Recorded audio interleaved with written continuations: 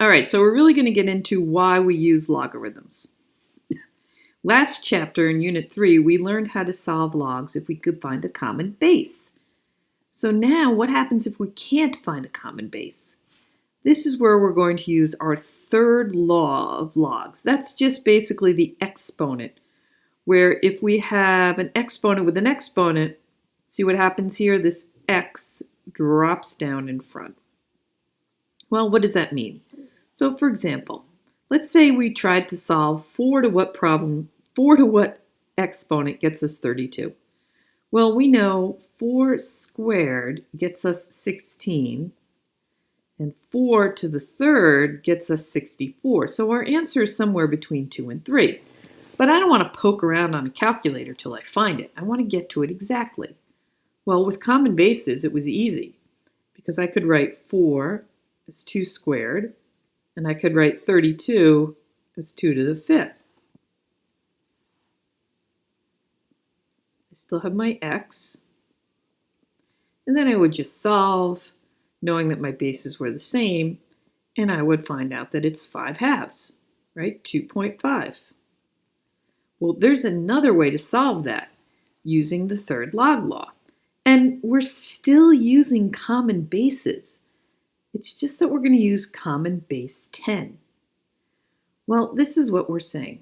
4 to the x gets me 32. I'm going to change it into base 10.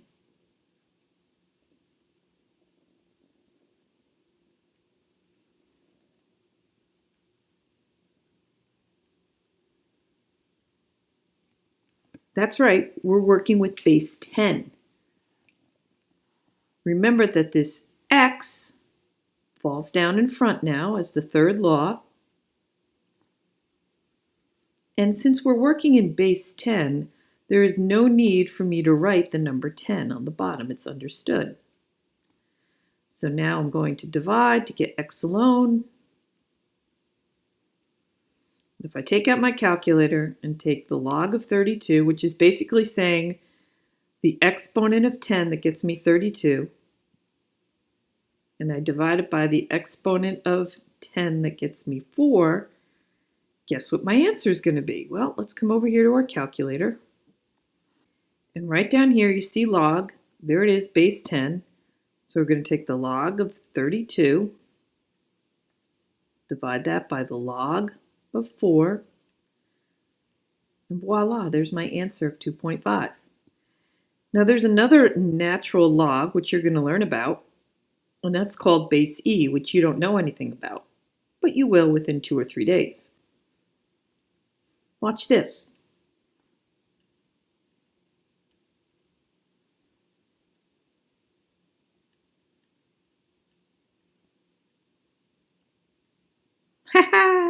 You can use any base to solve exponential equations. Kind of cool.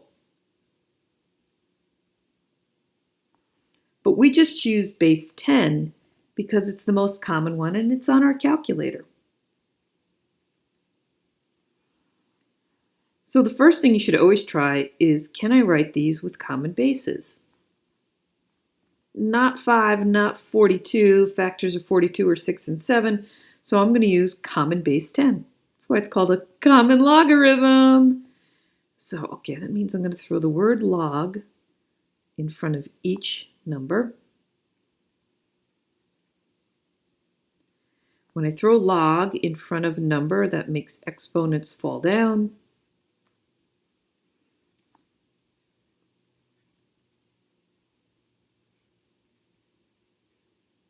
There I have it. I'm going to move over to my calculator. Just take the log of 42 and divide it by the log of 5. And I get an answer of something very long. And for our sake, we will round to the nearest thousandth, 10 hundred thousandth. So we'll call it x is approximately 2.322.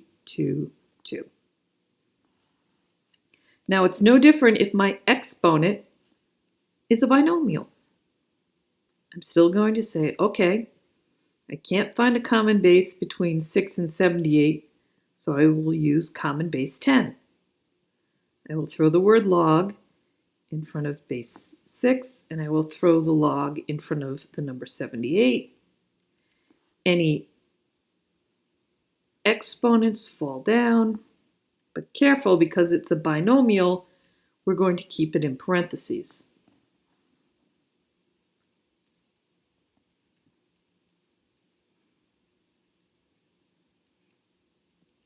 Now, I'm going to keep that. I'm not going to solve that because I need to get that x alone, which means that 3 has to come over.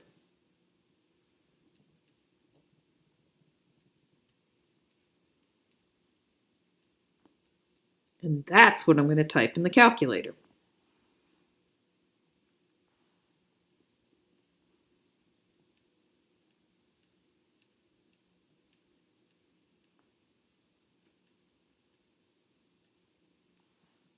$5.4315.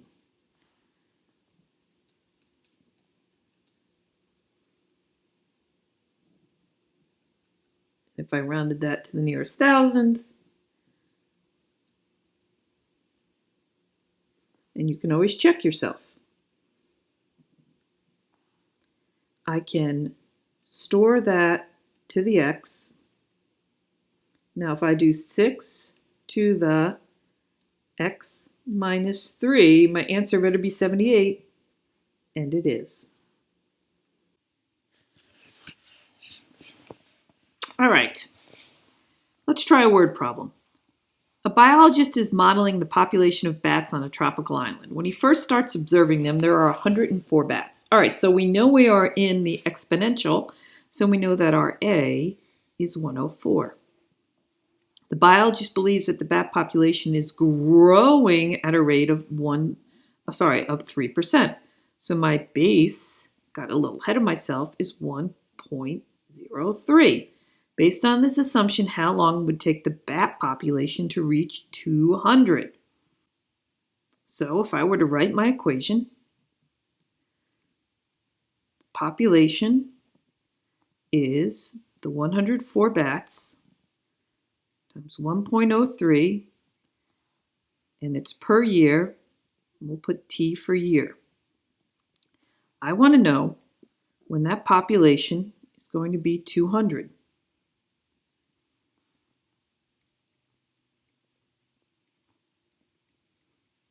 Now, we could throw this on Desmos, and we could graph this, and we could see where is that going to cross. And in fact, that's how you did it last time when we did our exponential modeling. So if we go over to Desmos, y equals 200. That's where we want our bat population to go, based on the fact that we started with 104,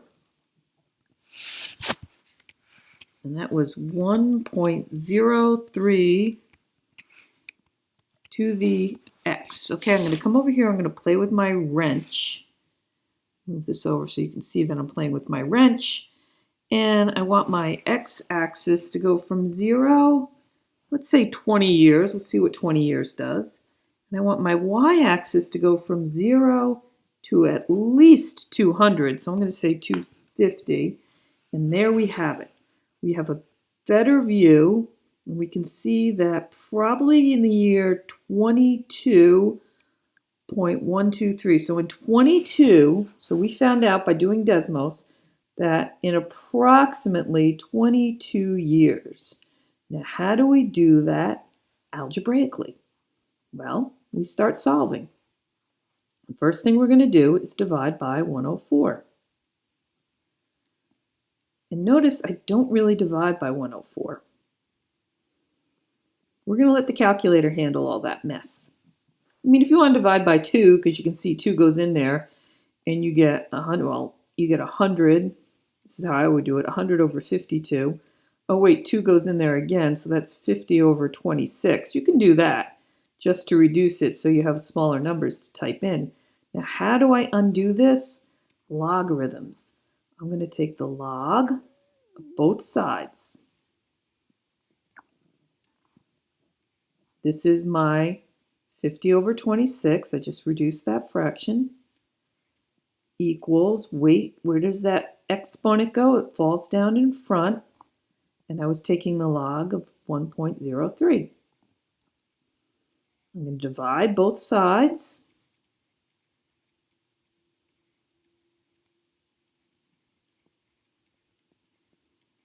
So t is whatever the log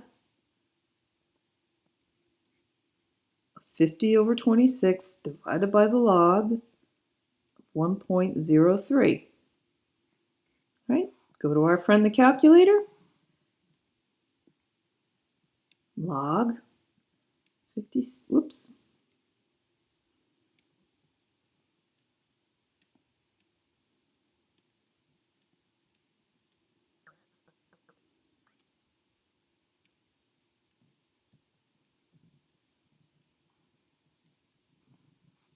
There we go, 22.122. Same answer we got right here. They just rounded that.